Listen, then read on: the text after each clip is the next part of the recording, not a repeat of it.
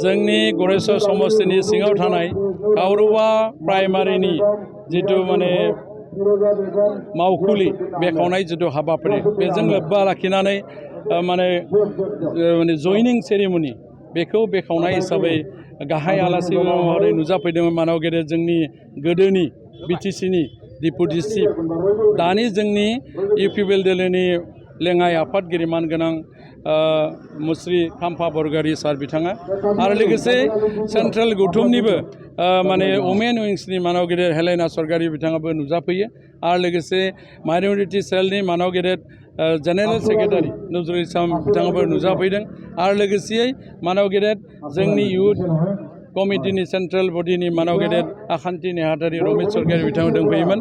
दा बे हाबाफारियाव आं गिबियावनो आलासि बिथांमोनखौ बरायदों आरो जोंनि बिटिआरनि चिफ मानव गेदेर प्रमद बर' सारखौ आं बरायदों। मानो होनबा बिथांनि जितु मिशन आरो भिजन आरो बिथांनि जितु मावनायनि जितु हाबाफारि बेफोरखौ मोजां मोननानै बिजेपि बा माने बिपिएफनिफ्राय अनेक सोद्रोमाफ्रा जोंनियाव जइन जाफैदों आरो लोगोसेयै दिनै नोंथाङा सोंनाय बादि बे माने टिकेट मोननाय मोनैजों बाथ्रा गैया। जितु दोलोनि नीति आरो नेमनि गेजेरजों जि मोनसे दायित्वजों आंखौ रायजोआ सापर्ट खालामनानै एमसिएलए आखनाव दोनबाय आङो बेखौनो खावलायदों जायखिजाया आंनि मावनाया सैथोथियाव दोङोबा आं टिकेटखौ मोनगोन नङा होमबा। दा बेनि बादै आङो जेबो बुंनो सानाखै। इसोरा जुदि भाग्यआव दोनदोबा बे माने आंनि भाग्यनि बाथ्रा बेयो माने गोजौ लेभेलनिसो बाथ्रा। आं गोलाव बाथ्रा बुंनो सानाखै। रायजो राजानि सिगाङाव बेखौनो खावलायनो सानदों जिहेतु मोनसे बाथ्रानि थाखाय जोंनो प्रमद बर' सारनो सरकारखौ जे नांगौ बे बाथ्रायानो सैथोथि दं। बिटिआरआ जेला सुक्ति जादोंमोन 2020 27 जानुवारियाव बे सुक्तियानो सान्थिनि सुक्तिमोन। सान्थिखौ गोजोरथियै लाखिनो थाखाय दिनै जोंनि आइ आफा रायजो राजा बिथांमोना गावनि जितु मुल्यबान भटखौ जोंनि इउपिपिएल दोलोनि ट्रेक्टरनि सावगारियावनो भट होनांगौ। मानो सुबुङा माने आइजोनिफ्राय माने हौवासाफोरनिफ्राय गोबां 500निख्रुइबो सोद्रोमा बिथांमोना जइन जाफैदों। नोंथांमोननि दैदेननायाव जा गरेस्वर समष्टियाव जेबो जौगायाखै होननानै गुबुन दोलोफोरा गोबां फोसावना होबाय थादों।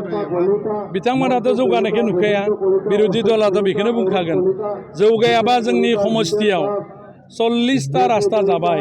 गुडउइल मिशननि एसअबिडि फान्डनि पिएनआरडि डिपार्टमेन्टनिफ्राय बे लामाफोरा बोरैहाय जाखो जेरै माने बिर सिलागां माने स्टेडियाम लुबाय थादों बेथ' माने जानाय नङामोन। बेबोथ' मोनसे उन्नयन जेराव मोनफ्रोमबो माने मार्केटनि एरिया बाजारफोर दङ। मोनसेबो मार्केटखौ आं बाद होआखै दिनैनि थारिखआव बेफोरावथ' मार्केट सेट हरदों। दा थिग बेबायदिनो जोंनि समष्टियाव सुजित नार्जारी जितु अडिट'रियाम हल 1 कोटि थाखानि बे माने अडिट'रियामा लुखांबाय बेबोथ' मोनसे सोलायनाय। आरो लोगोसेयै जोंनि समष्टियाव जेरैबायदि माने मा होनना बुङो जोंनि जितु समष्टिनि आन्दाराव जिखिनि माने डिपार्टमेन्ट दङ बिदिनो प्राय भाग डिपार्टमेन्टनिफ्राय जों आसनि मोननो हादों। हेन्डलुमाव जों मोननो हादों। मेडिकेलाव जेरैबायदि 3 कोटिजों 2 महलनि बिल्डिं जों बरगयाव लुनो हाबाय। जेरैबायदि कलेजाव 2 कोटिजों मोनसे माने साइन्स स्ट्रिमनि क्लास रुम हिसाबै जोङो 1 कोटि थाखा होदों बेखौ जों लुखांबाय। इनफ्रास्ट्राक्चारनि नामाव 1 कोटि होदोंमोन बेखौबो बानायखांबाय। बेबायदि माखासे रोखोमनि गिदिर माने जेराव 6 किल'मिटार 4 किल'मिटार 5 किल'मिटारनि रास्ताया जादों बे सोलायनाय नङा नामा। माथावरिया जेराव माने पुथिमारि माथावरिया बायबाय थायोमोन 14टा जायगायाव दिनैनि थारिखआव मोनसे साइडआव माने सोनाब लाइनजों 37 कोटिजों शक्तिखालि माथावरि बानायनो हाबाय। दा बे माथावरिया बायलिया बेथ' माने सोलायनाय। गोदोथ' बायबायनो थायोमोन।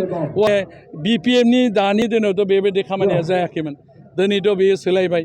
दा बेफोरबायदिनो माखासे अफिसाव सोलायबाय बायदि रोखोमनि आसनिफोरखौ जों जिहेतु रायजोनि गेजेराव रायजो राजाया दाथ' जेबो बुंथ'नो हाया।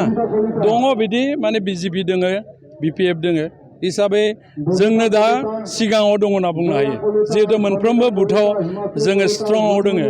जोंनि बुथफोरा मोजाङैनो मोजां खामानि मावनाय हिसाबै जोङो निस्सय जोंनि समष्टिखौ देरहाहोनो हागोन होननानै आं आसा फारिदों।